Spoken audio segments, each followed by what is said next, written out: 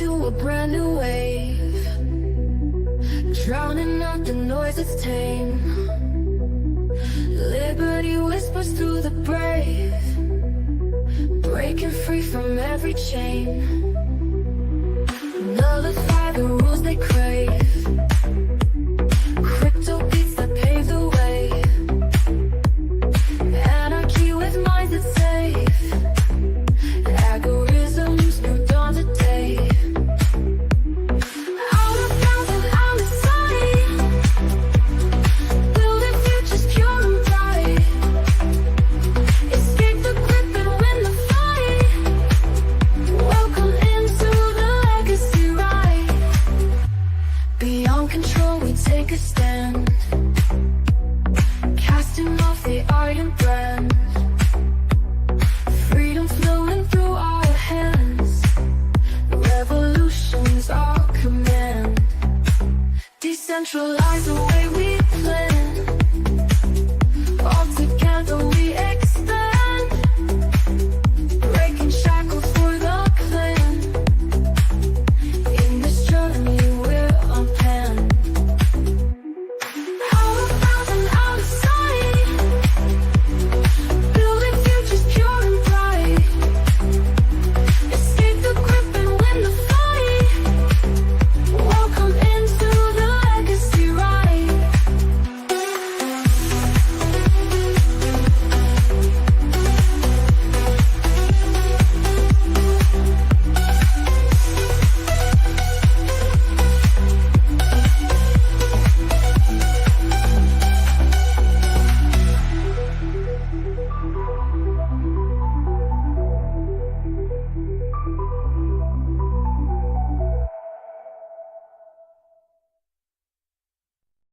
Hey guys, what's going on? It's me, Andrew Joseph. Today, we're going to be talking about William Wallace and his striking resemblance to his situation to that of Jesus Christ. Go ahead and let's get Freedom! Help! Let's get started.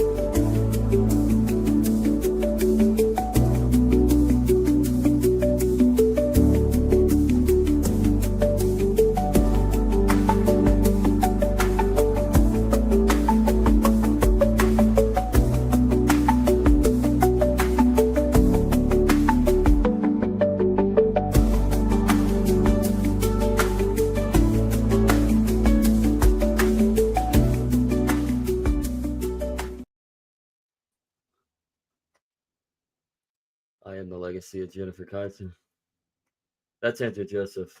If you don't know already, he's bald head. Don't piss him off. He will send two Numero she-bears after uno.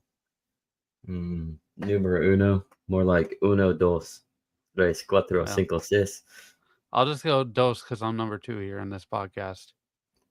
I'm the co-host. You're number one. See? Okay. Look at that beautiful bald head. And he's for rent. Number one. Yeah, he is for rent. Look at that baldness. Ladies, Andrew's single and ready to mingle. For marriage. Marriage. None of that. Yeah, none of that promiscuous stuff. Right. I'm not a serial monogamist. Monogamist.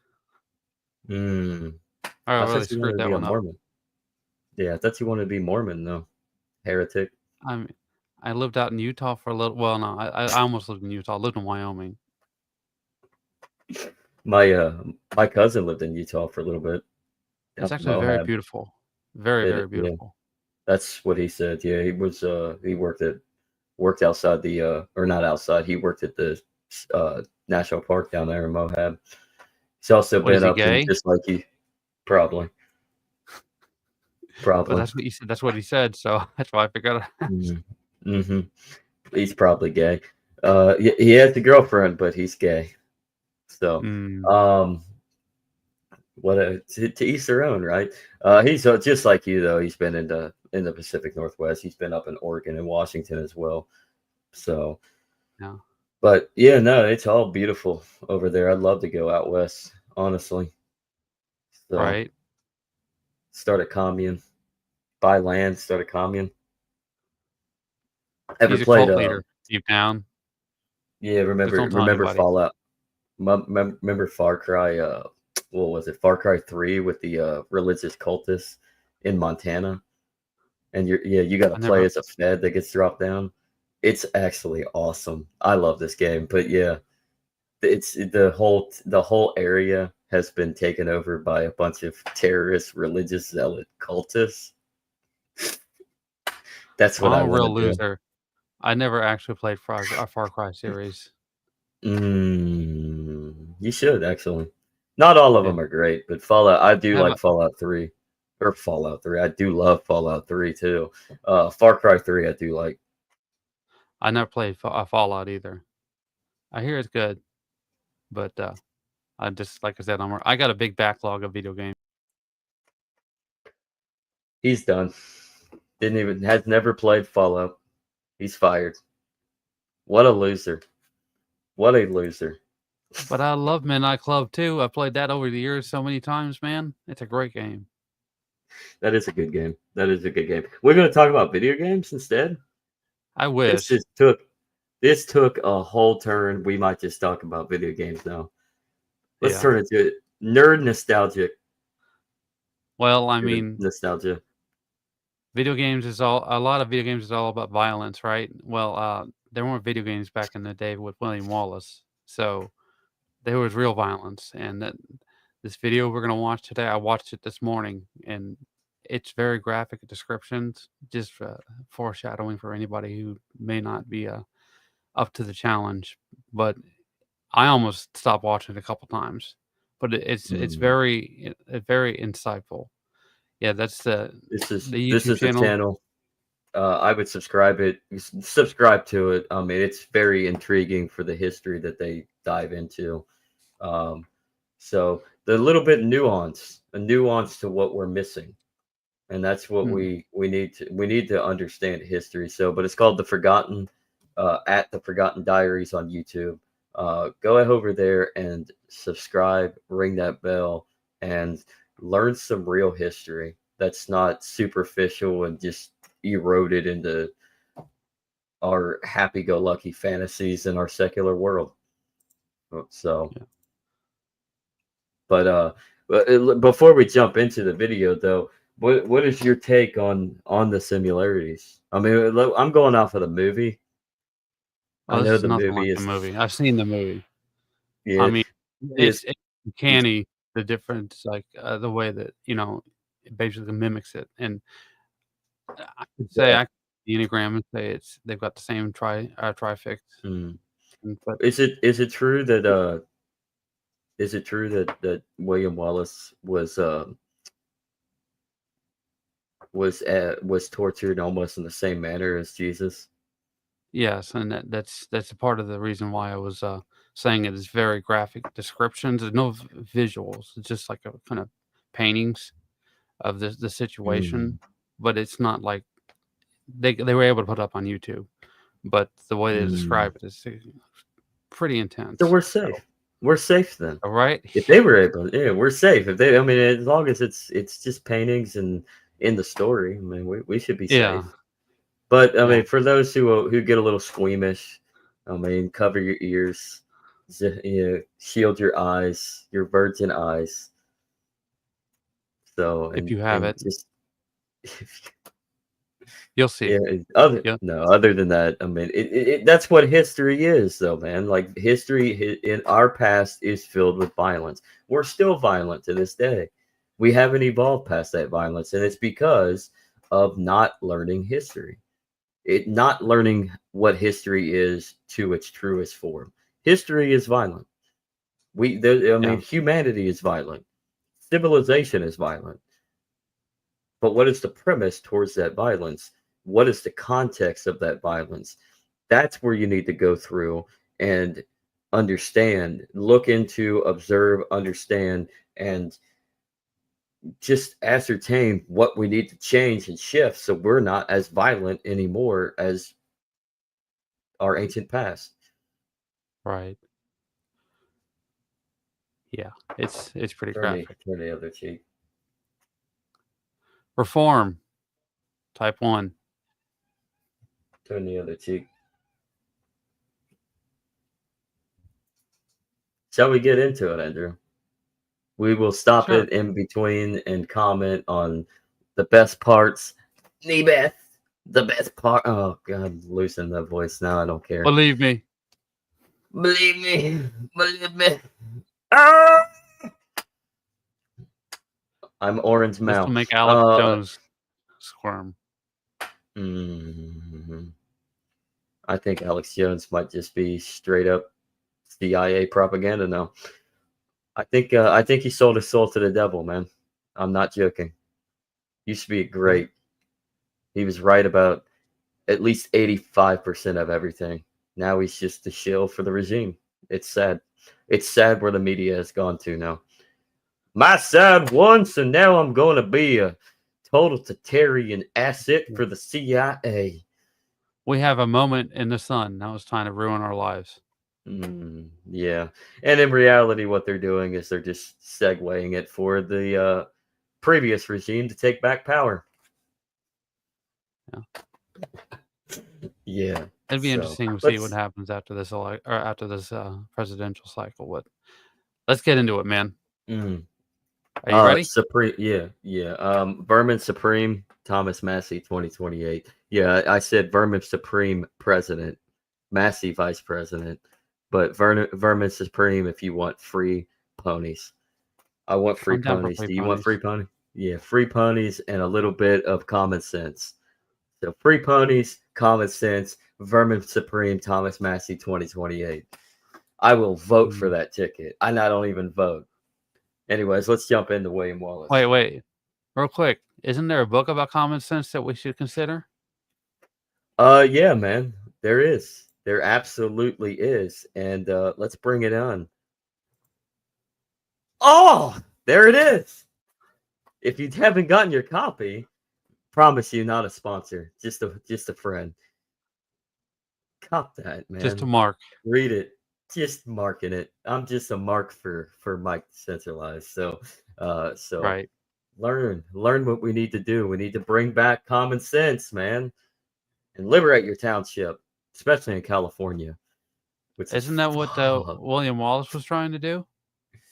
Yeah, kind of, certainly. Well, let's learn from his experience. Ready? All right, laddie.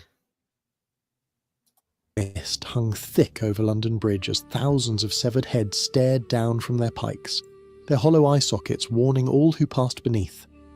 But on August 23rd, 1305, these rotting trophies would witness something far more horrific than their own deaths.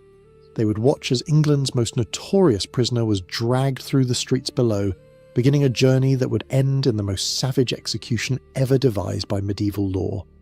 This wasn't just about killing a man, this was about destroying a legend. William Wallace had been Scotland's greatest warrior, the common-born knight who had united clans and defeated English armies that outnumbered his forces 3-1. But now, stripped naked and bound to a wooden hurdle, he was about to discover exactly what King Edward I meant when he promised to make an example that would echo through eternity. What you're about to hear isn't the Hollywood version. This is the documented reality of how medieval justice transformed a battlefield hero into chunks of meat displayed across 4 kingdoms. Here's the thing most people don't realise about medieval executions. They weren't just punishments. They were carefully choreographed performances designed to reprogram the minds of everyone watching, and Wallace's death would be the masterpiece of this dark art. By the time this story ends, you'll understand why hardened soldiers vomited at the sight, why mothers covered their children's eyes too late, and why even 700 years later, the details of what happened at Smithfield remain almost too brutal to comprehend. But here's where it gets interesting. The man they were about to butcher wasn't supposed to be there at all. Just 8 years earlier, William Wallace had been nobody special, a minor landowner's son with no claim to fame, no great destiny. Until the English came to his door. What they did that day would transform a peaceful man into the most feared guerrilla fighter in British history, and what Edward the Ram did in response would turn that fighter into an immortal symbol. The path to Wallace's capture had been paved with Scottish blood and English gold. By 1305, after years of devastating warfare, most of Scotland's nobility had bent the knee to Edward Longshanks. They'd calculated that submission meant survival, that their lands and titles were worth more than their country's freedom. But Wallace, the stubborn commoner who'd never sworn fealty to any English king, remained at large. His very existence mocked their surrender. Edward's network of spies and informants stretched across Scotland like a spider's web. Every tavern keeper, every merchant, every travelling priest could be in English pay. The king had placed a fortune on Wallace's head, £30 sterling, enough money to buy a substantial estate, and he'd made it clear that anyone harbouring the outlaw would share his fate. The pressure was relentless, suffocating. Wallace's circle of trust grew smaller by the day. The betrayal, when it came, was almost predictable in its cruelty. Sir John Menteith, a Scottish knight who'd recently pledged loyalty to Edward, orchestrated the trap. Some chronicles mention a servant named Jack Short, suggesting the conspiracy ran deep into Wallace's own household.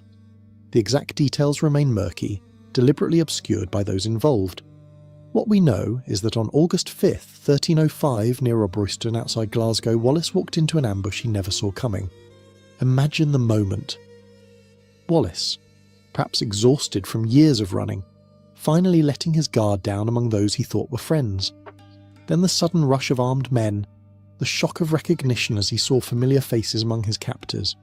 The historical records are sparse on his reaction, but they note he was taken alive, suggesting either surprise was complete or he chose not to die fighting. Perhaps he still believed Scottish law would protect him. He was about to learn how wrong that belief was. The journey south was its own form of torture.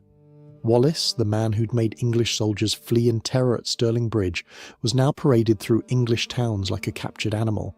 Bound in chains, displayed in an iron cage according to some accounts, he became a spectacle for crowds who'd heard terrible tales of the Scottish demon. Children threw stones, women spat. Men who'd never seen battle shouted threats at the caged warrior who couldn't respond. But the worst part wasn't the physical discomfort or the humiliation. It was knowing what awaited him in London. Wallace understood English law. He knew what happened to those declared traitors. During those long days on the road, he had plenty of time to contemplate the specific horrors Edward had planned. And Edward, that master of psychological warfare, made sure Wallace's imagination had all the fuel it needed. London in August was a city of extremes. The Thames reeked of sewage and rotting fish. The narrow streets trapped heat and stench like an oven. And on August 22nd, when Wallace finally arrived, the entire city seemed to empty into those streets. The annals of London record that crowds of men and women poured out to see the famous rebel. This wasn't just curiosity, this was bloodlust carefully cultivated by royal propaganda. They housed Wallace overnight at the residence of William de Layer in Fenchurch Street. Can you imagine that night, knowing that tomorrow would bring not just death, but a destruction so complete that pieces of your body would be scattered across kingdoms? The guards reportedly heard him praying, though whether for deliverance or simply the strength to die well, we'll never know. What we do know is that when morning came, Wallace was ready to face whatever horrors awaited. The procession to Westminster Hall was a masterpiece of political theatre. Wallace wasn't walked or carted like a common criminal. He was mounted on a horse, surrounded by the Mayor of London, sheriffs, aldermen, and a retinue of knights. This wasn't transportation, this was a victory parade. Edward wanted every person in London to see that the great William Wallace was now utterly in his power. Westminster Hall was the largest royal hall in Europe, its massive oak beams soaring overhead like the ribs of some giant beast. On this August morning, it was packed with spectators who'd paid handsomely for the best viewing spots. The stage was literally set. A wooden platform had been erected at the south end, high enough for everyone to see what was about to unfold. And then came the cruelest joke of all. As Wallace was led to the platform, they crowned him with a laurel wreath. The London chronicles explain this was because Wallace had allegedly boasted he deserved to wear a crown in Westminster Hall. Whether he'd ever said such a thing is doubtful. What matters is that Edward's propagandists had turned Wallace's fight for Scottish independence into a pretension to kingship. The crown of laurels mocked not just Wallace, but the very idea of Scottish sovereignty. The judges sat in their scarlet robes, 5 commissioners specially appointed by King Edward for this occasion. Sir Peter Mallory, the King's Justice, led them. These were Yes. They crowned him. They crowned him. The difference is it's not thorns, but weird. I told you, what's your man. take on this? Well, I mean, we just started, and it does keep evolving, but it just fits right into the Enneagram 1, 2, 6 tri-type from my perspective. I mean, the difference is he was leading a violent revolution, effectively, but still, it's no different in Jesus' ministry. 6 is, the loyal skeptic. You got to have courage in times of intense fear, and that's what he was doing. Yeah, the other one that bogs my mind is I mean, I get this was all propaganda purposes by the English, but the way that they set him on a horse and rode him in, like Palm Sunday, what we celebrate on Palm Sunday leading into Holy Week during Lent, Jesus's initial gathering entrance into Jerusalem, which is prophetic in its own right, out of Scripture. Wild. Right. Welcomed as a hero and slain like the villain. It is pretty wild. And crowned King of the Jews. King of the Jews. King of the Jews. That's state Anyways, power for let's you. let's get back to this, man. And I'm gonna go Alright. put my crown of thorns on my head All right. and suffer. We've all bear the cross. weren't impartial arbiters of law. They were Edward's men, chosen for their loyalty and their willingness to deliver the predetermined verdict. The trial, such as it was, would be swift. When Sir Peter Mallory rose to speak, the hall fell silent. The charges he read were comprehensive, damning, and largely true. Wallace was accused of being a traitor to the King of England, of sedition, homicide, robbery, arson, and various other felonies. They detailed his attacks on English garrisons, his invasion of northern England, his slaughter of English subjects. They even accused him of sparing neither age nor sex, monk nor nun, painting him as a monster who killed indiscriminately. Here's the fascinating part. Comparison. Under English law, Wallace... They might as well have just said he's convicted of blasphemy. Yeah. I mean, I can see that.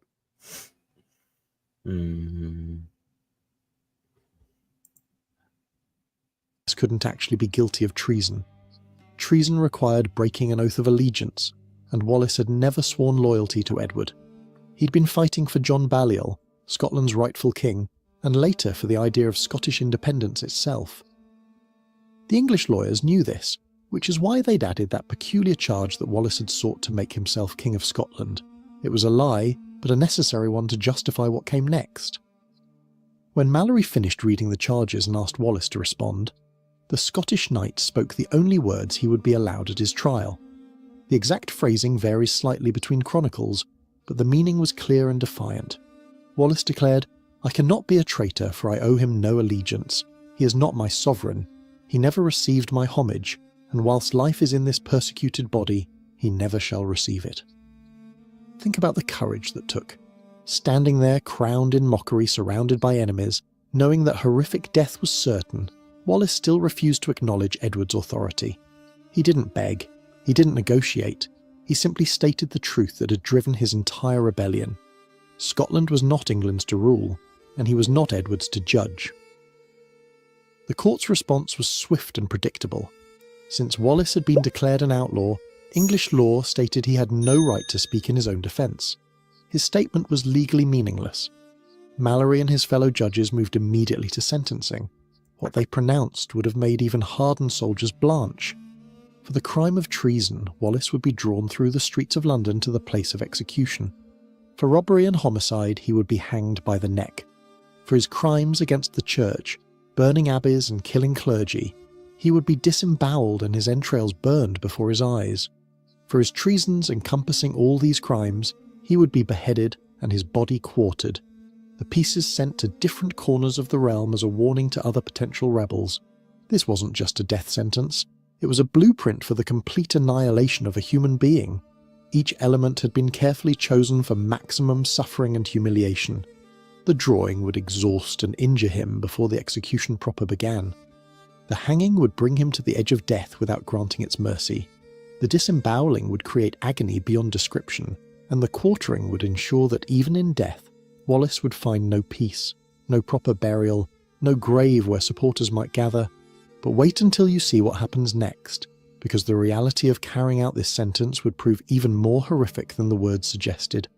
Within hours of the trial's conclusion, Wallace would discover that medieval executioners were artists of agony, and he was about to become their masterpiece.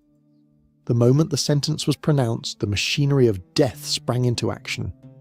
Guards seized Wallace and stripped him naked, a final humiliation for a man who'd commanded armies. They bound him to a hurdle, a wooden frame designed to be dragged behind horses. This wasn't a simple restraint. The hurdle was constructed to maximize suffering, keeping the victim's body in contact with the ground, while preventing him from protecting his head or vital organs. The executioners knew their craft well. They positioned Wallace face down on the hurdle, his arms stretched wide and secured with rough rope that bit into his wrists. His legs were spread and tied at the ankles, ensuring maximum contact with the ground. Some accounts suggest they placed a wooden beam under his chest to lift his head slightly, preventing him from being knocked unconscious too quickly by impacts with the cobblestones. The route from Westminster to Smithfield had been carefully planned. This wasn't the shortest path to the execution ground. Instead, it wound through London's busiest districts, covering nearly 4 miles of city streets. Edward wanted every person in his capital to see the great William Wallace reduced to a bloody, battered piece of meat being dragged through their streets. The procession moved at a walking pace, slow enough for crowds to gather and follow, fast enough to ensure continuous abrasion against the road surface. As the horses began to move, Wallace's naked body scraped against the cobblestones. The first few yards merely abraded the skin, creating raw patches that stung with each movement. But as the journey continued, the constant friction wore through the epidermis, then the dermis, exposing raw muscle tissue to the filthy London streets. Contemporary accounts describe the blood trail that marked the procession's path, growing wider and darker as more of Wallace's body was ground away by the unforgiving stones. The crowd pressed close, their behaviour orchestrated by years of public executions, some through additional abuse, rotten vegetables, stones, excrement, dead animals. Others simply watched with the fascination of those witnessing the destruction of something once thought indestructible. The guards made no effort to stop the crowd's participation. This was all part of the show, each thrown object another small humiliation, another reminder that Wallace was no longer human in the eyes of English law. But here's what the romantic retellings miss. The human body is remarkably resilient. Wallace didn't mercifully lose consciousness. Contemporary accounts suggest he remained aware throughout the journey, his eyes open, his lips moving in what observers took to be prayer. The Lanercost Chronicle notes that he seemed to be reciting psalms, though the words were inaudible over the crowd's noise. Every bump, every sharp stone, every impact registered in a nervous system already pushed beyond endurance. The dragging served multiple purposes beyond simple transport. It exhausted the victim, depleting physical reserves needed to maintain dignity during the execution proper. It began the process of dehumanization, transforming a man into a bloody dirt-caked thing barely recognizable as human. And it provided participatory entertainment for the crowd, letting them feel involved in the destruction of England's enemy. By the time they reached Smithfield, Wallace's back and buttocks had been flayed raw. Witnesses described seeing white of bone through the worst abrasions. His face, despite the slight elevation provided by the chest beam, showed evidence of repeated impacts with the ground. Broken teeth, a shattered nose, one eye swollen completely shut. Yet he still lived, still suffered, still knew worse was coming. Smithfield was London's traditional execution ground, a patch of earth soaked with the blood of centuries. On this day, It hosted a carnival atmosphere that would seem grotesque to modern sensibilities but was entirely normal for medieval London. Vendors sold meat pies and ale to spectators who'd arrive before dawn to secure the best positions. Wooden galleries had been erected for wealthy observers who paid premium prices to watch a legend die. Parents lifted children onto their shoulders for a better view. The scaffold itself stood like a theatre stage, raised high enough for everyone to see the performance about to unfold. The executioner was a professional, likely John Malveson, London's official headsman. This wasn't work for amateurs. The sentence required specific skills to keep the victim alive through multiple stages of agony. Malveson wore the traditional black hood, not for anonymity, everyone knew who he was, but as part of the ritual that transformed a man into an instrument of state justice. His assistants, usually 3 or 4 men, had prepared their tools with the care of surgeons. Knives had been sharpened to surgical keenness. The brazier glowed with coals hot enough to instantly sear flesh. Ropes, chains, and the quartering block had been positioned for maximum efficiency. Like I said, it's pretty graphic, and it gets worse from here. But He quoted Psalms. that's what I said. Well, somebody else quoted some Psalms in the glorification of the ultimate sacrifice and instilled in prophecy. Here's Psalm 22. Some of you would know exactly what I mean. My God, why have you abandoned me? Why so far from my call for help, from my cries of anguish? My God, I call by day, but you do not answer, by night, but I have no relief. Yet you are enthroned as the Holy One. You are the glory of Israel. In you our fathers trusted. They trusted and you rescued them. To you they cried out and they escaped. And in you they trusted and were not disappointed. But I am a worm, not a man, scorned by men, despised by the people. All who see me mock me. They curl their lips and jeer. They shake their heads at me. He relied on the Lord. Let him deliver him. If he loves him, let him rescue him. He relied on the Lord. Let him deliver him. If he loves him, let him rescue him. For you drew me forth from the womb. Anybody? Made me safe at my mother's breast. Up on you I was thrust from the womb.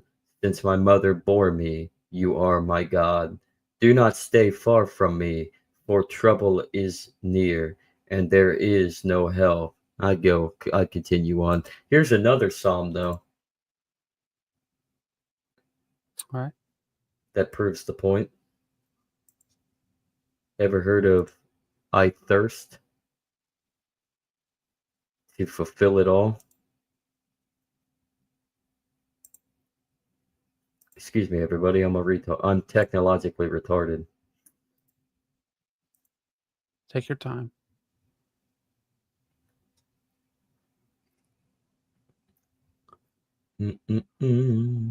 Psalm 69. For the leader according to the love. Save me, God, for the waters have reached my neck. I have sunk into the mire of the deep, where there is no foothold. There's actually multiple psalms we could probably drop into. I have gone down to the watery depths. The flood overwhelms me. I am weary with crying out. My throat is parched. My eyes fail from looking for my God. For numerous than the hairs of my head are those who hate me without cause. Those who would destroy me are mighty, my enemies without reason. Must I now restore what I did not steal? God, who know my folly, my faults are not hidden from you. Let those who wait and hope for you, Lord of hosts, not be shamed because of me. Let those who seek you, God of Israel, not be disgraced because of me. For it is on your account I bear insult, and the disgrace covers my face. I have become an outcast to my kindred, as a stranger to my mother's children. Because zeal for your house has consumed me, I am scorned by those who scorn you. When I humbled my spirit with fasting, this led only to scorn. When I clothed myself in sackcloth, I became a byword for them. Those who sit in the gate gossip about me. Drunkards make me the butt of songs. But I will pray to you, Lord, at a favorable time. God, in your abundant kindness, answer me with your sure deliverance. I could go again. I could go on and on. But is William Wallace Jesus returning? Like I said, it's the psychology. This is just a concentrated, I know. fixation that we have. People all have different fixations, and it's interesting to see how these things kind of repeat and show up in history and in governments. Howdy, Jeff, from the What's going great on? state of way down south in the tropicals paradise that might not be too paradise because it's probably humid as F. It was the other day when I was at work. Well, I mean, it was deeper. overnight. Yeah, go deeper. It's humid up here.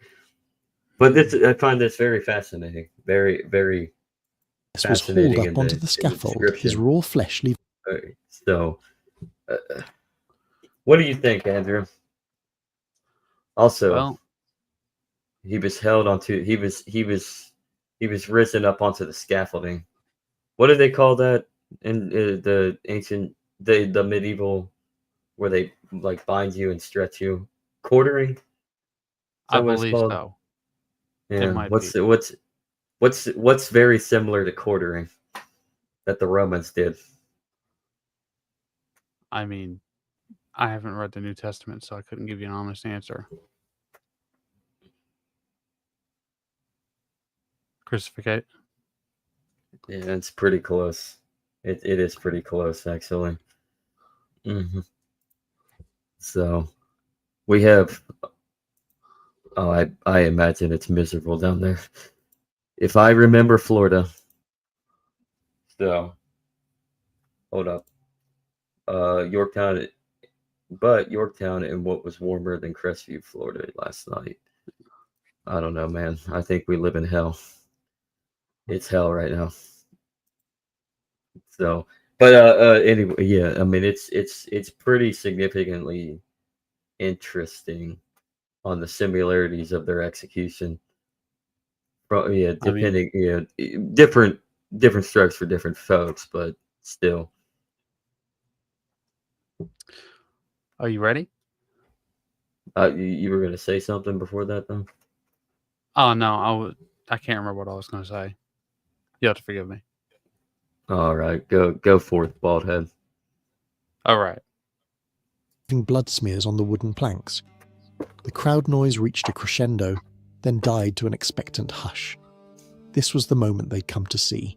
The great Scottish rebel, the terror of English armies, the man who'd made Edward Longshanks himself rage with frustration, was about to be reduced to nothing more than meat and memory. The hanging apparatus was deceptively simple, a rough wooden gallows with a hemp rope noose. But this wasn't the merciful snap of a broken neck that later centuries would perfect. The medieval hanging was strangulation, slow and deliberate. The executioner positioned the noose with practiced care, placing the knot behind Wallace's left ear to ensure gradual constriction rather than instant death. Two assistants hauled on the rope, lifting Wallace until his feet cleared the scaffold by perhaps 18 inches, high enough to strangle, not high enough for the weight of his body to break his neck. The crowd watched Wallace's face transform as oxygen deprivation took hold. First came the involuntary struggle, his bound hands clenching and unclenching, his legs performing the grotesque dance that gave this type of execution its colloquial name. His face turned red as blood vessels strained against the constriction, then darker red, then purple as capillaries burst under the pressure. His tongue, swollen and protruding, turned black. Bloody foam formed at his lips as damaged blood vessels in his throat ruptured. His one good eye bulged grotesquely while the swollen one wept blood-tinged fluid. The executioner watched with professional detachment, timing the strangulation perfectly. Too long, and Wallace would die, ending the spectacle prematurely. Too short, and he might recover too quickly, potentially finding strength to resist the next stage. After approximately 3 minutes, long enough for Wallace to experience the full terror of suffocation, short enough to avoid complete unconsciousness, Malvison gave the signal. The assistants released the rope and Wallace crashed to the scaffold floor. He hit hard, his abused body offering no resistance to the fall. For a moment he lay still, and some in the crowd thought he was dead. Then came the terrible gasping as his crushed windpipe tried to draw air. His body convulsed, fighting for oxygen like a landed fish. Bloody spittle flew from his mouth with each desperate breath. This was the art of the execution, not to kill quickly, but to bring the victim to death's edge repeatedly, to make him experience the terror of dying over and over again. While Wallace struggled to breathe, the executioner's assistants moved with practiced efficiency. They dragged him to a special table constructed for this purpose, a heavy wooden frame with iron restraints at strategic points. They positioned him spread eagle and secured his limbs with metal shackles that bit into already damaged flesh. The table was tilted slightly so the crowd could see everything that was about to happen.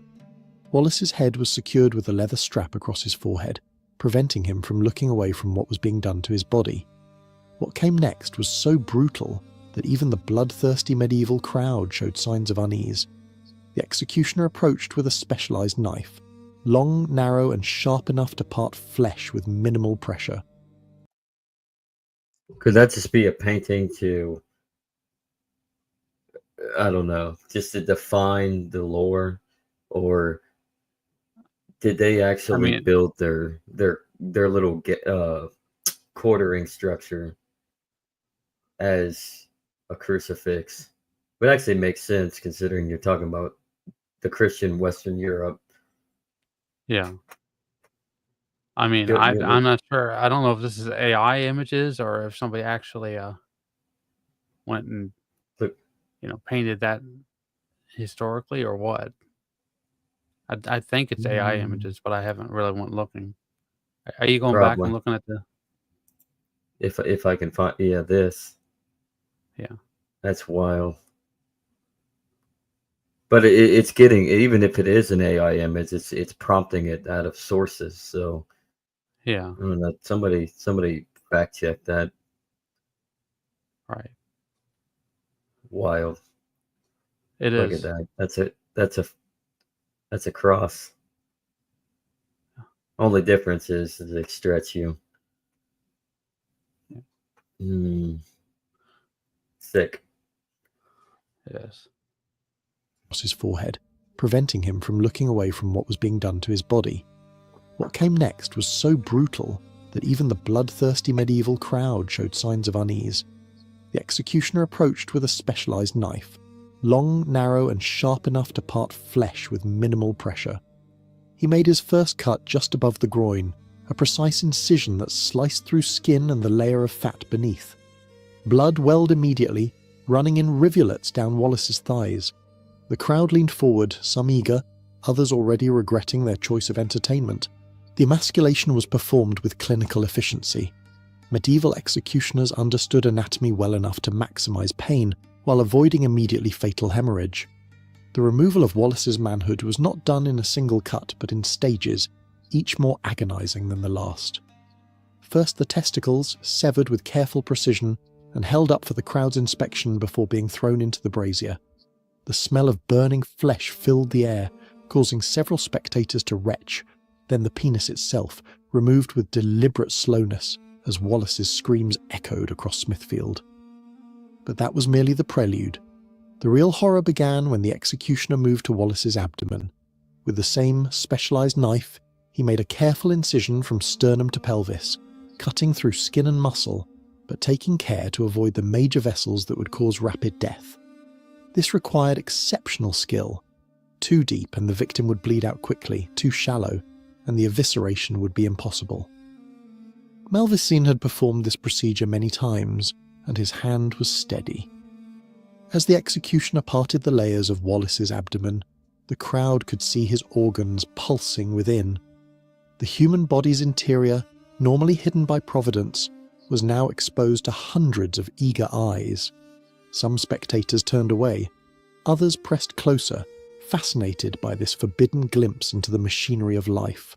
Wallace, still conscious, could lift his head slightly despite the restraint and see his own viscera exposed to the afternoon sun. The executioner reached into Wallace's body cavity with practiced hands.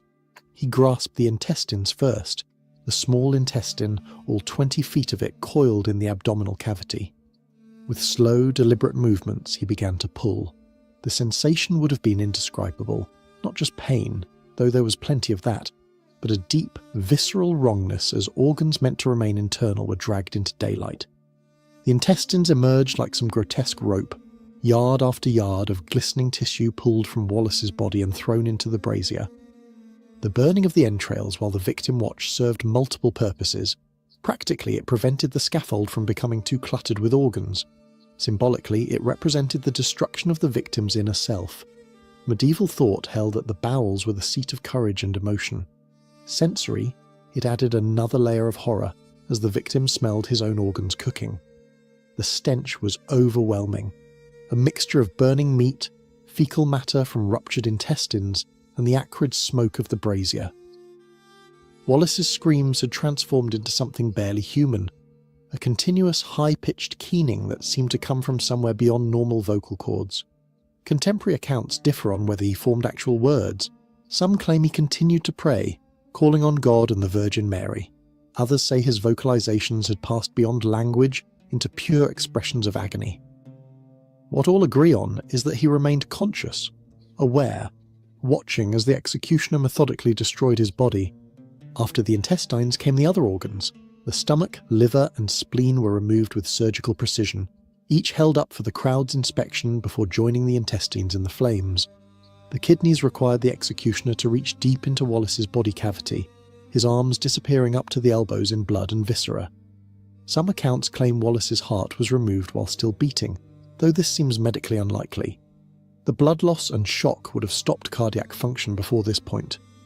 Modern forensic analysis helps us understand what Wallace experienced during this phase. The human body can survive massive trauma for a shocking amount of time. Shock would have set in quickly, but medieval executioners knew techniques to prevent the merciful unconsciousness that often accompanies severe injury. The slight elevation of the table ensured blood flow to the brain continued. The staged nature of the evisceration prevented the rapid blood loss that would bring quick death.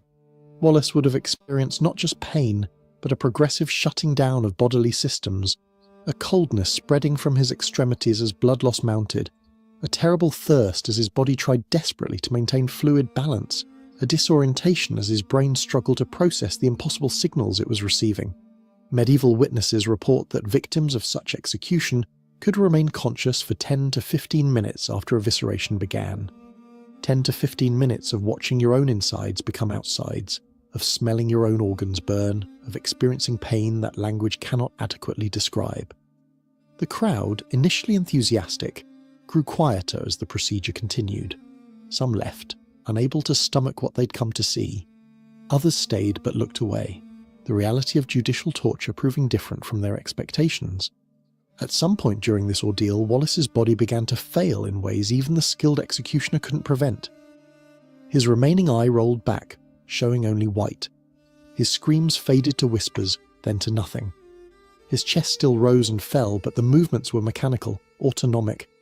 Whatever made William Wallace himself, his courage, his defiance, his unbreakable will, retreated to some final redoubt of consciousness, preparing for the last assault. Recognizing that Wallace was fading, the executioner moved to complete his work. The beheading required a different tool, a heavy axe rather than the surgical knives used for evisceration. Malvoisin selected his weapon carefully, testing its weight and balance. This final cut needed to be clean, professional. A botched beheading would mar the ceremony's conclusion and reflect poorly on the executioner's skill. Wallace was repositioned, his mutilated body dragged to the block. What remained of his consciousness might have recognised this as Mercy's approach. The crowd grew silent, understanding that the spectacle was reaching its climax. The executioner raised the axe high, sunlight glinting off the polished blade. For a moment, time seemed suspended. The dying man, the ready weapon, the watching crowd all frozen in a tableau of medieval justice. The axe fell with a sound like a butcher's cleaver hitting meat. But the first blow didn't completely sever the neck. Whether from the executioner's error or the awkward positioning of Wallace's ravaged body, the blade cut deep but not through. Wallace's body convulsed, a final surge of nervous activity. The executioner, professional pride stung, raised the axe again. The second blow was true, separating head from body with surgical precision. As tradition demanded, the executioner grasped Wallace's head by the hair and held it high, turning to show all four corners of the crowd. "Behold the head of a traitor!" he cried, the ritual words echoing across Smithfield. Blood still dripped from the severed neck, and some witnesses swore they saw Wallace's lips still moving, forming silent words, prayers, curses, or simply the last firing of dying nerves. But even death brought no end to the degradation.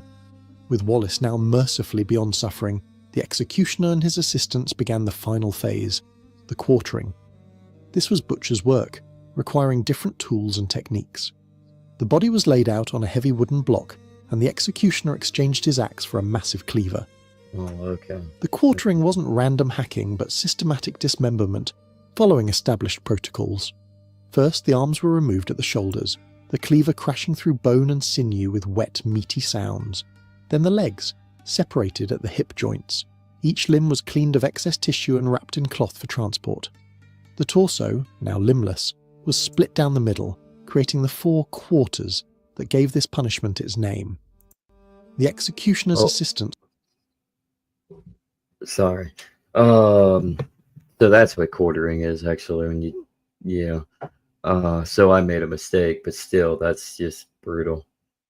Yeah, I mean, it's stuff that happened a long time ago. How can you know everything about something like that, you know? Yeah, but there's a definition of it. You can look it Yeah. up. But regardless, I mean, after you get your insides like meticulously sliced out of you, you've been castrated, you've been stretched. I mean, and then when you're pretty much all done and over with, and you're on your last wing, if you've survived this moment, they start chopping the extremities slowly. Yeah. I mean, talk about, stubborn as hell. It takes two whacks to get your head off. That's pretty wild. They did that for a reason. Yeah. Beyond brutal. Yeah, they did that for a reason. Like a lot of times I don't think they would sharpen the blade that well, so it would take long. So they have to carve in, or just because it's the pain and the suffering. They want the condemned to suffer. Yeah. Otherwise, they would sharpen it to the best of their ability, and one full sweep, maybe 2, but one full sweep, and I mean, it's humane, at least. Right. But wow, I mean, at least we have bombs, I guess, now. Right. Yeah. A lot quicker ending the process than what they were doing back then. Well, it makes the quartering a little bit quicker. But what about the people that actually get quartered from the explosion but are still alive, missing a limb and shit, hobbling around, screaming, flinging their torso with the missing arm, like in Palestine?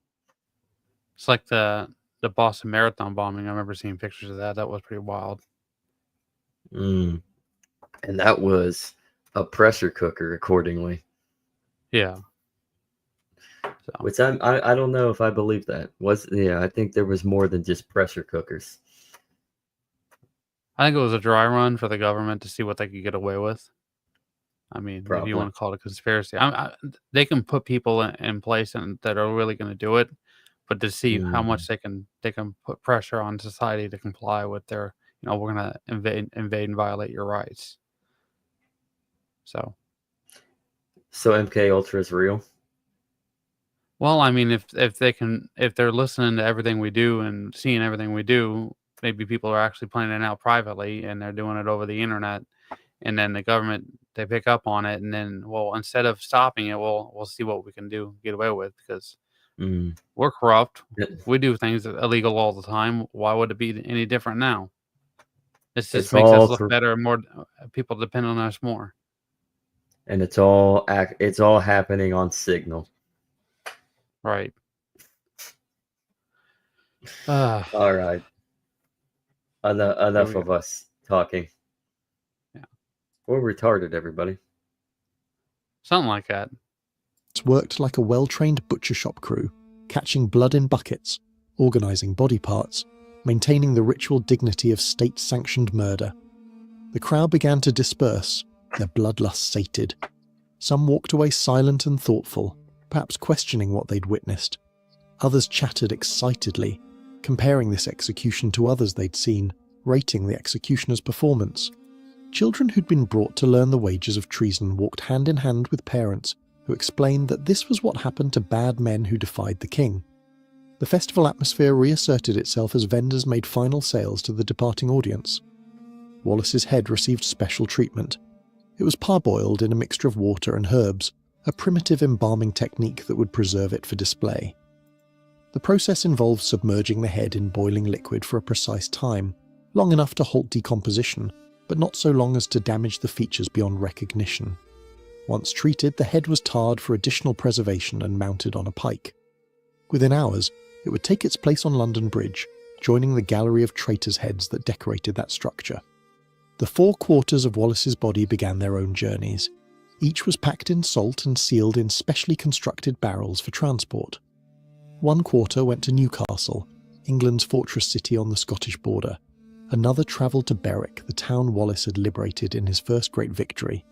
The 3rd quarter was sent to Stirling, site of Wallace's greatest triumph at Stirling Bridge.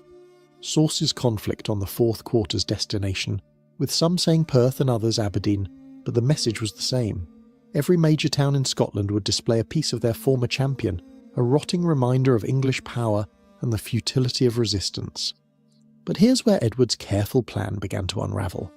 He'd intended Wallace's execution to be so horrific, so complete, that it would end Scottish resistance forever.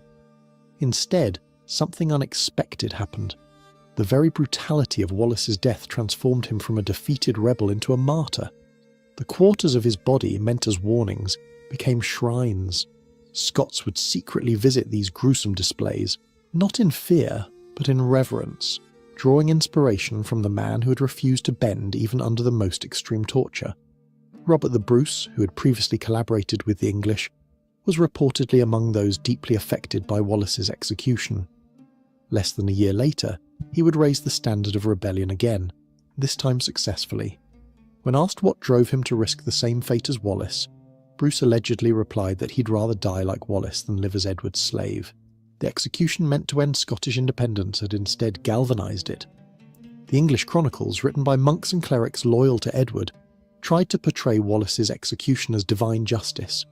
They emphasised his crimes against churches and clergy, painted him as a bloodthirsty savage who got what he deserved. But even in these hostile accounts, something else creeps through. A grudging respect for Wallace's courage, an unease with the extremity of his punishment, a sense that perhaps Edward had gone too far. Scottish sources, though fewer and often written years later, tell a different story.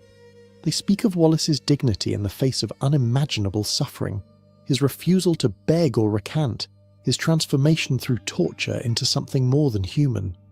The Chronicle of Walter Bower, written over a century later, claims Wallace spent his final moments in prayer, achieving a kind of spiritual transcendence, even as his body was destroyed. While we can't verify these pious details, they speak to how desperately the Scots needed to find meaning in the horror of their hero's death. Within days of Wallace's execution, Scottish minstrels began composing songs about his death.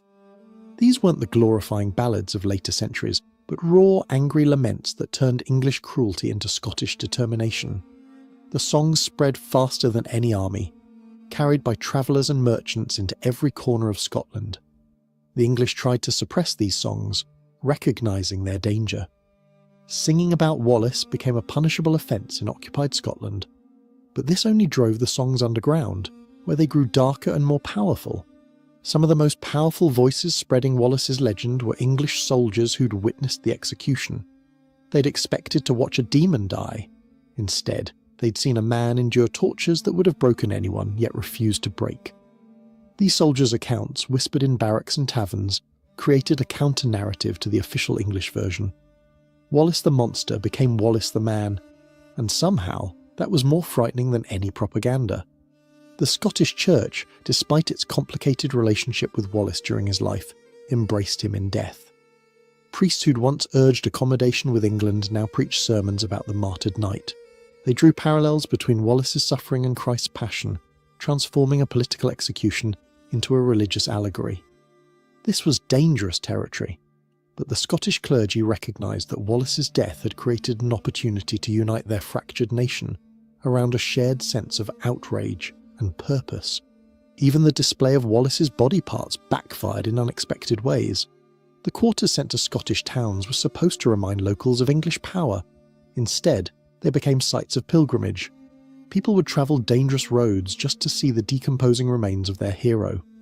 English guards reported mysterious offerings left near the displayed quarters, flowers and ribbons appearing overnight despite strict prohibitions.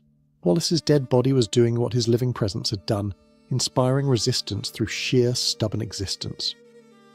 The English administration in Scotland found itself in an impossible position. Removing Wallace's remains would be seen as weakness, admitting the displays weren't working. But leaving them up created daily opportunities for Scottish defiance. Eventually, practical considerations won. The rotting quarters were quietly removed and disposed of, though rumours persisted for generations that loyal Scots had secretly retrieved and buried them. These rumours, true or not, became part of the Wallace mythology. King Edward I died in 1307, just 2 years after Wallace's execution. He died still fighting Scottish rebels, his life's work of conquering Scotland incomplete. On his deathbed, he reportedly ordered that his bones be carried with English armies until Scotland was fully subdued. Even in death, Edward couldn't let go of his obsession with crushing Scottish independence. But his son, Edward II, lacked his father's iron will. The Scottish resistance that Wallace had started and his death had energised would eventually triumph at Bannockburn in 1314. The legal precedent set by Wallace's trial and execution had lasting consequences. By treating a foreign knight as a traitor to a crown he'd never served, Edward had created a dangerous principle. Future English monarchs would use similar logic to justify brutal suppressions in Wales, Ireland, and eventually the American colonies. The Wallace execution became a template for dealing with colonial resistance, its methods refined but its essential message unchanged.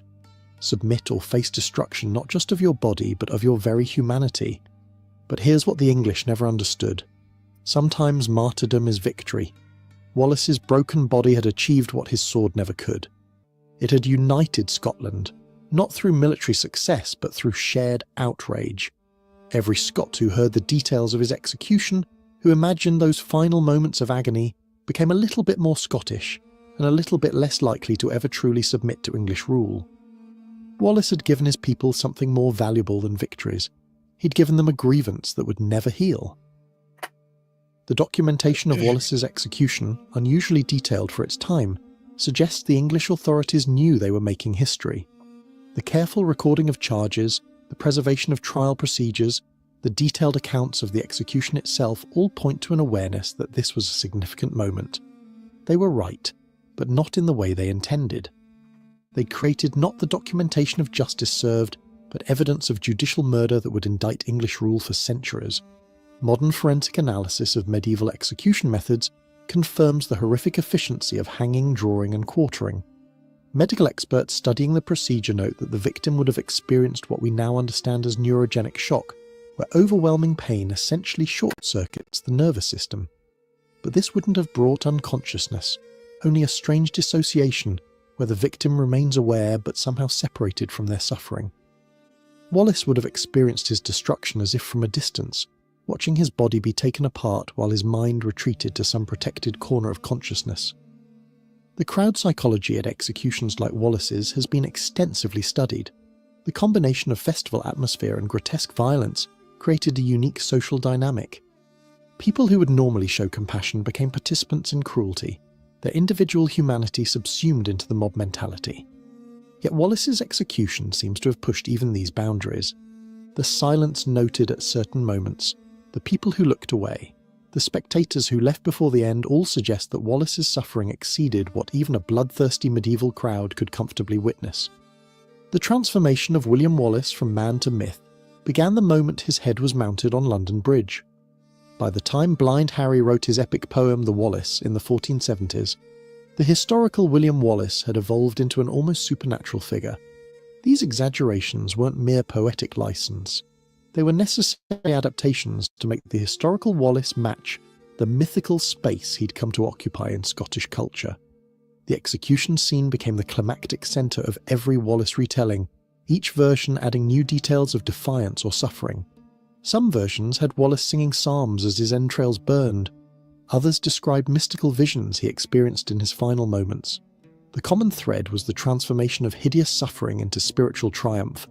Where English chroniclers saw a criminal getting justice, Scottish storytellers saw a saint achieving martyrdom.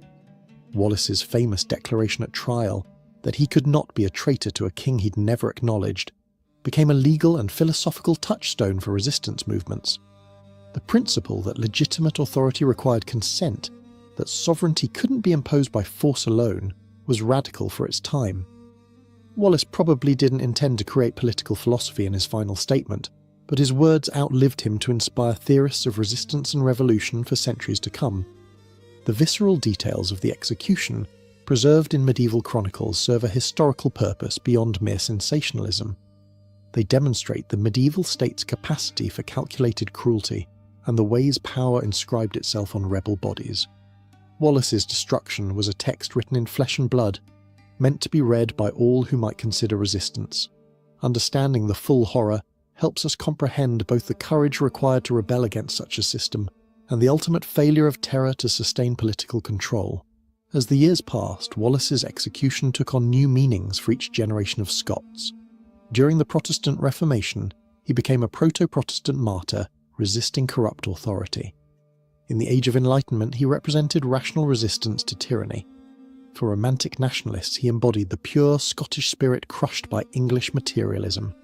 Each era projected its own concerns onto Wallace's broken body, finding in his suffering a mirror for their own struggles. The sites associated with Wallace's execution became politically charged spaces. London Bridge, where his head was displayed, remained a symbol of English oppression in Scottish culture, long after the original bridge was demolished. Smithfield, the execution ground, developed a reputation as cursed earth, where English cruelty had overreached divine tolerance. Even Westminster Hall, site of the sham trial, carried the stain of judicial murder in Scottish memory.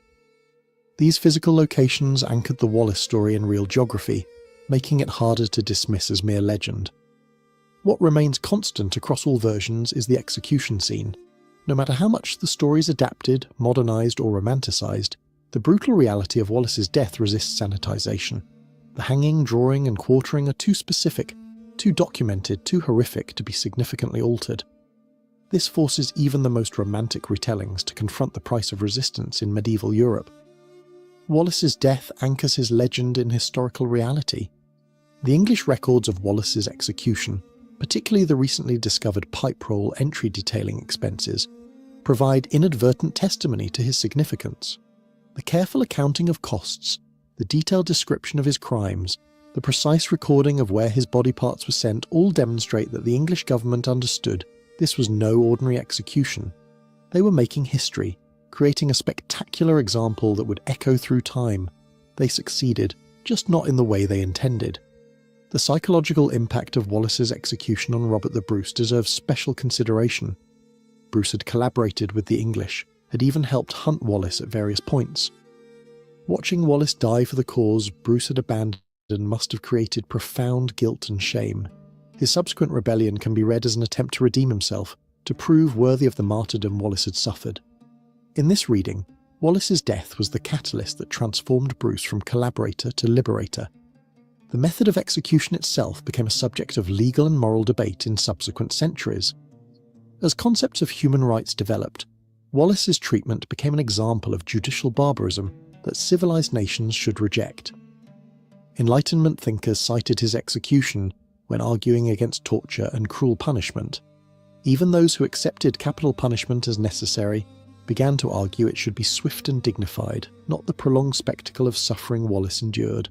The final irony of Wallace's execution is that it achieved immortality for a man who might otherwise have been forgotten. Had Wallace died in battle or been quietly executed, he would likely be a minor figure in Scottish history, overshadowed by the victorious Robert the Bruce. But the spectacular nature of his death, the very extremity that was meant to diminish him, instead elevated him to mythic status. Edward I, in trying to destroy Wallace utterly, instead created a legend that would outlive the English medieval monarchy itself. 7 centuries later, in a world that still struggles with these same questions, William Wallace's horrific death remains terrifyingly relevant. His executioners thought they were destroying a rebel. Instead, they created an immortal reminder that the human spirit, even when broken, can triumph over tyranny. The echo of Wallace's defiant words at trial still resonates. Legitimate authority requires consent. Sovereignty cannot be imposed by force alone, and some principles are worth any suffering to defend.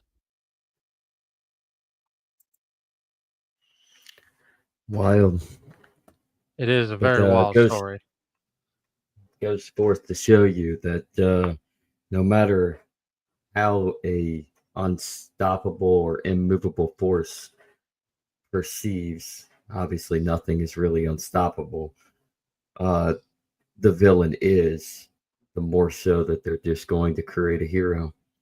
It kind of goes in opposite of Harvey Dent's quote from The Dark Knight. Right. So those who are the villain at the time will eventually become the hero. Yeah. I mean, he was a symbol. He ended up becoming a symbol. It's too bad that Scotland has lost that edge. I mean, there's still a desirable. There's still a desirable independence movement in Scotland, but I think it's more in the wrong direction anymore because of the liberalism Socialist. that has. Yeah. The There's attempted liberalism, socialism. liberalism, socialism, whatever, same thing. Libertinism. But I mean, they still have that spirit. I will say that. I'll give it to them. They have that spirit, but at the same time, why? What's the point in breaking away from England when you're just going to be worse? Right. Mm-hmm. Just like I said in the video, right? They'd rather, trade in their security, just like Benjamin Franklin said, security, freedom don't deserve either. And they'd rather trade in, their security than for their freedom. So. Oh, you're saying those? Yeah, you can't have freedom or security. Well, I'm just saying. I mean, you can only make your own. Yeah. Yeah, you can only make your own security. If you want to protect yourself, you got to protect yourself. It's a wild ride on this earth, man. You can't just rely on other people. I mean, look at this country and the supposed border issue, right? You really want to rely on the government to protect you? They've been doing a hell of a job. Government's doing a hell of a job, man. I will say. Meanwhile, while they're going about propagating and trying to build walls and mass deport, with some get rid of the bad eggs. I'm fine with that. Get rid of the bad eggs. Meanwhile, the worst of the worst are the police are showing up and for reports for a welfare check. and beating citizens to a blind pulp and arresting them for not complying to the welfare check. Not a crime, a welfare check. Perhaps we need to deport the police. There, Andrew. Do you agree? Break their monopoly on violence. Yeah, deport the police back to their commie land. They want communism, dude. Send them somewhere. Yeah, they want to be a public tit sucker. They want to embrace violence. They want to be a communist like all cops are. Send them to fucking China, dude. Let them see what communism's all about. I guarantee you they'll be whining and crying and be like, I should have never been a cop. You say that. I remember seeing an article just a little while ago about somebody who's an American citizen that went over to Russia, so he didn't have to be, deal with all the liberalism, and he wound up being uh, brought into the army in Russia so he could fight Ukraine. And he became a liberal too, didn't he? While he's being forced to Probably. fight. Yeah. Yeah. Yeah, these dirty, filthy liberals, these fucking libtards, these shit lib motherfuckers. Oh, and then he goes to Russia. Oh my God, these fucking conservatives. Listen, man, I'm all for freedom as long as it's done legally. I'm all for freedom unless it's done legally. Legally. Damn There is no boomers. such thing as freedom. There's no such thing as freedom. There's liberty or not. It's liberty or death, motherfuckers. Really. I mean, Patrick Henry said it best. Give me liberty or give me death. No. I'd rather have liberty and have to secure my own person and not be afraid of my own shadow, or just uninstall me. .exe. So, Not the Mega Man really. kind. Yeah, I mean, if I'd rather sail. If I want liberty, dude, I'd rather sail the ocean on a yacht until they find me. When we Like John McAfee? when we docked in right on the shores of Spain. So they caught him effectively. They docked for just a day and they caught him. Sucks. Don't go to Europe if nomad capitalists don't go to Europe. Europe is just looking, Spain specifically. Don't go to Spain. Actually, by all means, I mean, get certain residency in like Malta or Liechtenstein, and then get out of Europe. That way you can travel around and zigzag. But I mean, if you go to Malta, you pretty much you got a smooth sailing everywhere else around the world. Or you can just go to St. Kitts, get citizenship, and then you just got visa free everything for everywhere. Yeah. So maybe just not go to Europe. Don't go to Western governments. Or Mm. people sympathetic to Western governments. I mean, look what happened to William Wallace. That was England, man. They're still doing the same thing. I mean, it's more symbolic. I mean, it's not directly, a direct consequence of their bloodlust, but they are still persecuting people in the same way. It's more metaphorical and spiritual and symbolic. I mean, in rhetoric more so than directness. But they're still doing the same thing over there. They still got that network of spies like they were talking about in the video. It's just more automated nowadays. Yeah. The gracious bot army, basically. Yeah. So, I mean, anyways. Oh, go ahead. It's all governments. There's different ways governments function, but more modern governments like in England and in Russia and everything, they filter out people's activity so they can flesh them out so they can know who does what, and they use that as leverage when they need to take on people they don't like. And why do you think that is, Andrew? It's just it's a function of their psychology, type 6. Because they want leverage to reduce risk. Control. They want to control you. Yeah. They want to mitigate any opposition to their fold. They want Manage. power. Yeah, they want power, and that's how humanity is. I mean, that's how you know you're in a fallen world, because man is corrupt. There are many, most men. I'm talking about mankind. Everybody, don't get me, YouTube police. Um, but most humans, I mean, the concept of Aristotelian idea and Aquinas. I mean, most humans are chasing the good. They want to do good for their fellow human and for themselves. But we are corrupt, and uh, we profoundly fall into our own corrupted ordeals. We're tempted. We're tempted for greed. We're tempted towards lust. We're tempted towards envy. We're tempted towards pride. And these are all significant, because there are those who focus on their proudful desires. Nobody has humility. Nobody wants to be humble.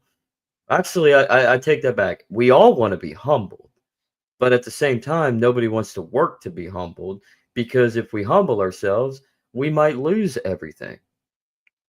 Well, tough titty, keep working. It takes Right. effort to live. I mean, but you have to humble yourself. And that is why you have governments, is you have a classification of a group of people that have been bestowed this infallible authority within the natural structures of the world to personify that they are leaders. When in reality, there are no leaders. There are leaders in certain aspects of your life. I mean, you have mentors, obviously. You have people you look up to that have guided you through your life and have helped educate you and helped raise you, like your parents. I mean, helped you conceive your general idea of how life should be. But leaders as in a rulership, we all operate, governments operate in a cycle of anarchy. Anarchy is good and bad. You have the worst of the worst, and you have the most positive path that you can go. The most positive is kumbaya, be voluntary and live your life, and just understand the moral absolutes that you probably shouldn't kill people, you probably shouldn't rape, you probably shouldn't steal, and you should probably work with people and build relationship. Otherwise, you're not going to make it in this life. And you should be responsible for yourself. Or you can have the bad articulation of anarchy, which is using fear, which is a mafioso style. And that's what our governments in this world operate under. It's just a mafia. It's literally just the mafia. The United States, China, Russia, definitely Russia, Ukraine, Great Britain, Iran, amongst other things in Iran, but it's all a mafia. It's just mafioso. It's Machiavellian concepts of the mafioso anarcho tyranny style. So what are you going to have? Are you going to have anarchy in a relationship, or are you going to have anarchy in tyranny, where only you matter and everybody else is beneath you and you control them? It's different management styles. It's either reform, secure control, or be humble and mind your own business. Type 1 Shall we reform, end it? type 8 challenge, secure control, be humble, type 9. You're not going to rant? You're not going to go on a rant? Are we going I to end mean, right there? we can. What do you think? I think we should. We should give all these people back the rest of their Friday. Enjoy your day. Enjoy your weekend. Andrew, anything to plug out? Um, just if you're interested in getting in contact with me, you can find me at AI Conan 90 on X. I mean, I'm on Facebook. It says it right there, but it's in Japanese. It's easier to find me on X. Anything else? Not at this time, no. Not that I remember. I'm remembering. Nothing What about you? else? Nothing else as it Oh, scrolls through? don't you want to take a drink of your cup there and put a promo I on don't there? have I don't have it out right now. I'm actually, I know, blasphemy. I'm actually drinking from a cup that's straight up from some locals from El Salvador. This was actually handmade from a village and a bunch of people in El Salvador. Look at that. That's Did they beautiful. tell you to go to etsy.com/shop/the legacy rights? They That's did. very nice. They did.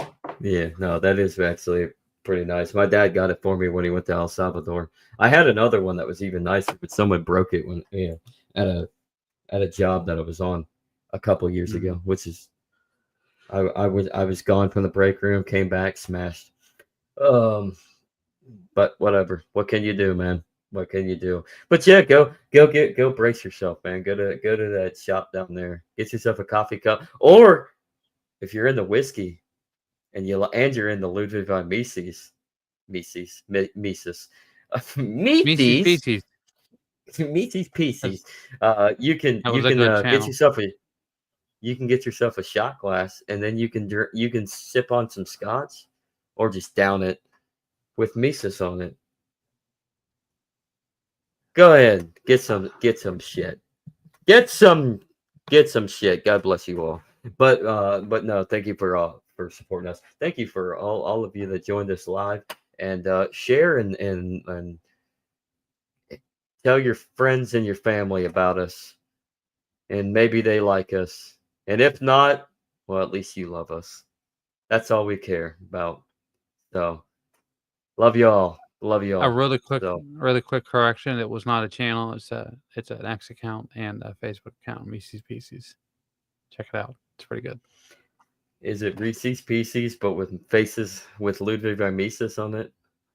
Well, it's got Ludwig von Mises, but it's a caricature. It does a bunch of quotes and stuff like that. So he does hold a piece of Reese's Pieces Mises.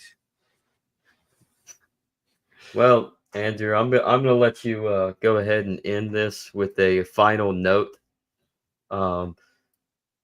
Have a wonderful Friday and have a great weekend, everybody. We'll be back next week for Legacy News on Monday, and live long and prosper. Andrew, why don't you take us out with a very memorable note? Hey guys, just remember, this was on the Forgotten YouTube channel, the Forgotten Diaries. He didn't get it. Freedom!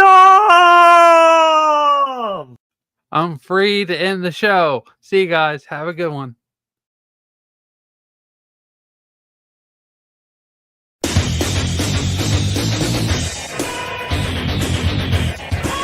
evening, ladies and gentlemen. I'm Den.social, and I'd like to welcome you to WCW Nitro.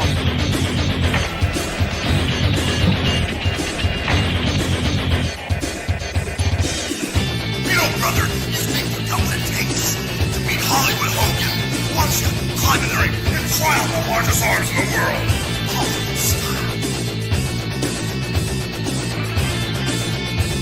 You want to wrestle an inch more Ric Flair, you gotta be able to walk that out and style and profile. Woo! You really think you're ready for the spin? You really think you're ready for the Scorpion Deathlock? You think you're ready for a fatal encounter? This is why they call me the total package. Do you have a pain threshold to withstand the butcher rack? Let's find out. Hallo, hier ist Alex Wright. Wenn ihr High-Flying Wrestling Action wollt, Spinning Sidekick, Top Turnbuckle Dropkick, dann nehmt mich. Der Sieg ist euch sicher. Versprecht euch. Oh yeah! Watch the flying elbow drop off the top rope. Not only beat people 1, 2, 3, but I hurt him real bad. It only takes one of 1,000 holds. I think you're man enough for the challenge. You better be ready to wrestle. Because you know, when you're getting in the ring with Eddie Guerrero, it's going to be high-flying and exciting. Hey, anytime you feel froggy, man, I'll slap on the buzz killer, rip your shoulder right out of socket. Wolfpack style! Hey, funky boy. Like there's a choice here? Good God! Pick the man with the plan. Pick deep.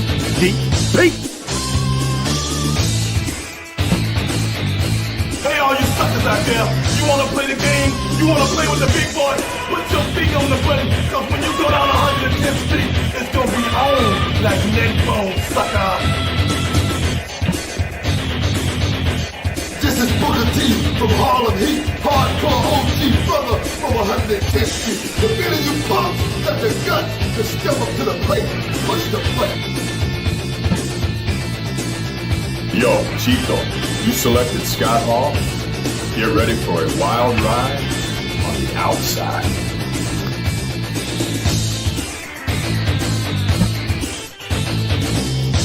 Hey there! How'd you like to get power pop? Come on, pick me. I'm begging you, pick me.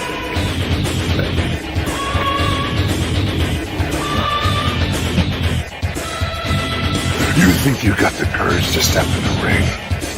I think you're gonna wind up in a snap neck with a choke slam. Technical wrestler, high flyer, brawler. It don't matter what you consider yourself to be. When you're in the ring with the crippler, you're a loser.